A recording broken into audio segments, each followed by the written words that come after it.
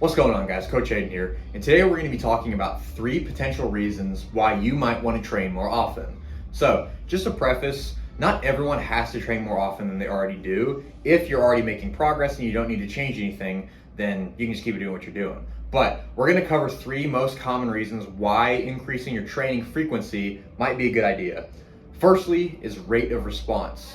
So you can think about this in terms of, if it ain't broke, don't fix it. So if what you're doing is perfectly fine, keeps progressing you get stronger, you're increasing your muscle gains, you're losing weight, anything like that, then we can just keep things the way that they are.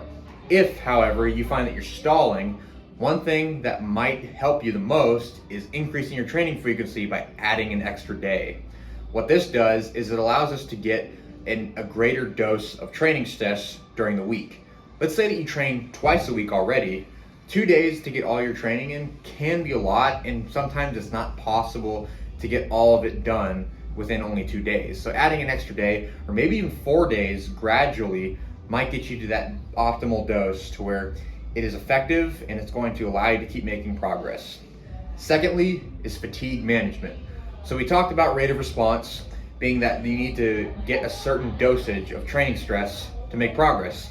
What can happen is that you can also overshoot that training stress. And this is where fatigue management comes in. In exercise programming, there is a term called stimulus to fatigue ratio, or SFR. This basically means that any exercise, hard set, anything that involves coming into the gym has a stimulus that comes with it, which is what we want, for you to get stronger, to gain muscle size, to help you burn fat, anything like that. That's your stimulus. On the flip side, there is a fatigue cost that comes with it. So if you think about, from experience, if you've ever done like a heavy deadlift before, you know that has a lot of stimulus. It's great for your back muscles, your legs. It's just great. It's great all around. However, it can be really fatiguing if it's really heavy. So there's a higher fatigue cost.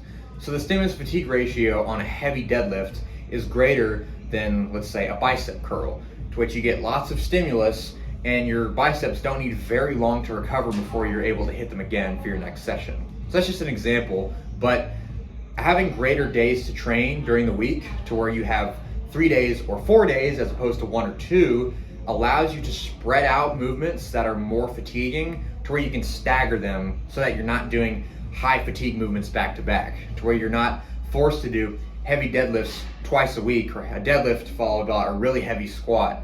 Now you can stagger out the movements that are more fatiguing, and then in between you have a day or even 2 days to where you can do movements that are less fatiguing.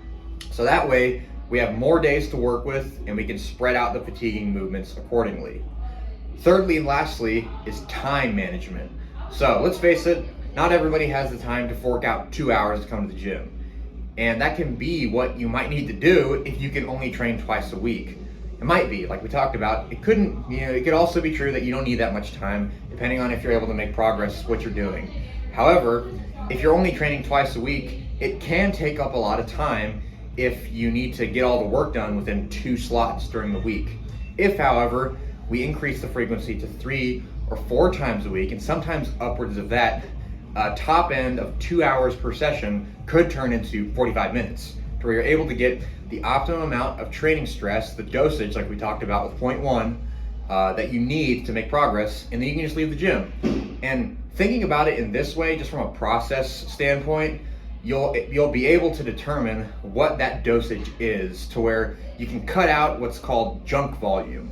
So that's just extra sets that you do during exercises that don't actually help you make progress and actually cut into your fatigue reserves, to where there's just too much fatigue and it's not actually giving you a good stimulus. So once you start thinking about it in terms of dosage and the optimum or maximum amount of dosage that you need to get that response, then you don't need to be in the gym anymore, you can go home.